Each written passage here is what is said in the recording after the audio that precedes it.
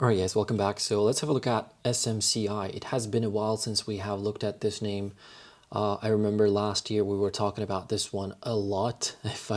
I just went through the videos and pretty much we were super bearish when they couldn't file their 10K and stock was coming down for a while, and essentially it hasn't gone back to those highs. So here's what I'm going to be looking at with this name. So I haven't changed much since I was looking at it back in somewhere around April. I was talking about this one, and pretty much this was the trend line that I was watching, support trend line that is still intact. Stock pretty much went higher, came down, pump, dump, went higher right there to test the 62, came back down to 200-day moving average.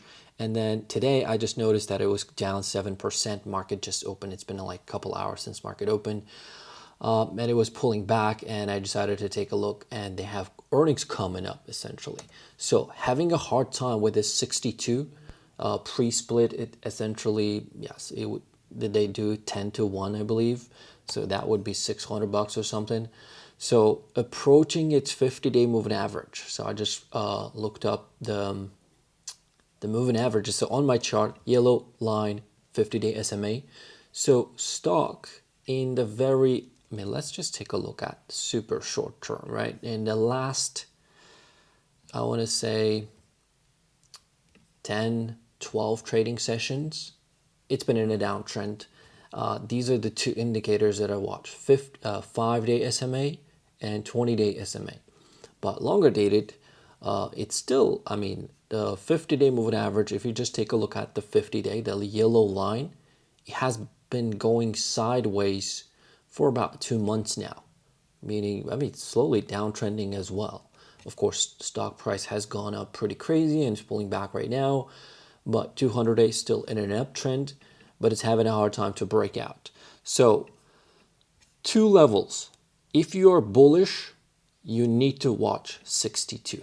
Okay, that's the only area I would be watching this name, bullish to the upside. Okay, as a support area, well, this is approaching its support areas. 2 pivotal areas, the 200-day moving average, and then this blue line. Essentially, this trend line that I have is going to be my make it or break it level, essentially, for the stock. So it might be forming some sort of a wedge here. It can just definitely spend quite some time like this, and then at some point it will break down or break out. But so far, I am seeing that they have earnings coming up, and today, well, we still have like 2 more weeks. November 4th, they're going to report earnings. But today, there's a divergence with SMH, right?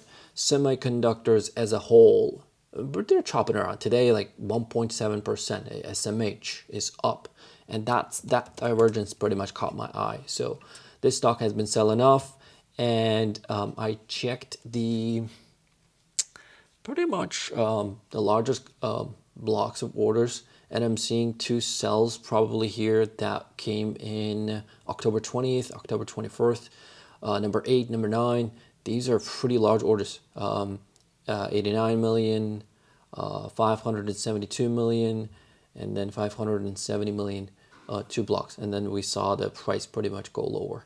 And also October 22nd, 117 million. And I'm assuming these are sells because they came in at the top right here. And of course, if price resolves higher, sure, I would assume that these are dip buyers. But when I see the price go down immediately after seeing large blocks of sells like this, or orders, dark pool orders, I tend to believe that these are profit taking, ultra short term. But again, we'll see what they're going to report. But so far, this stock is still highly shorted. I was checking the short float, 18%. S&P inclusion was right there, okay, near its top. This is for those people, I think I forgot about this one, where people were pretty much chasing the headline of that the stock would be going into S&P 500 and there would be a lot of index buying. Well, look at the price. I'm sure we talked about this one, but it's definitely coiling for a move up or down. So if it breaks this, the next level to watch is somewhere around 30, 28.30. And the reason why last time I saw, I was telling about the possibility on my, what is the videos that I published? Back to 20. There was a gap, like the two gaps that were not filled essentially. One gap somewhere around from 1850 to like 20-ish. So I was thinking that, yeah, at some point this will fill it. But again, I might be running a little bit ahead. Year to date, the stock is still doing well, considering how low it closed last year at 30.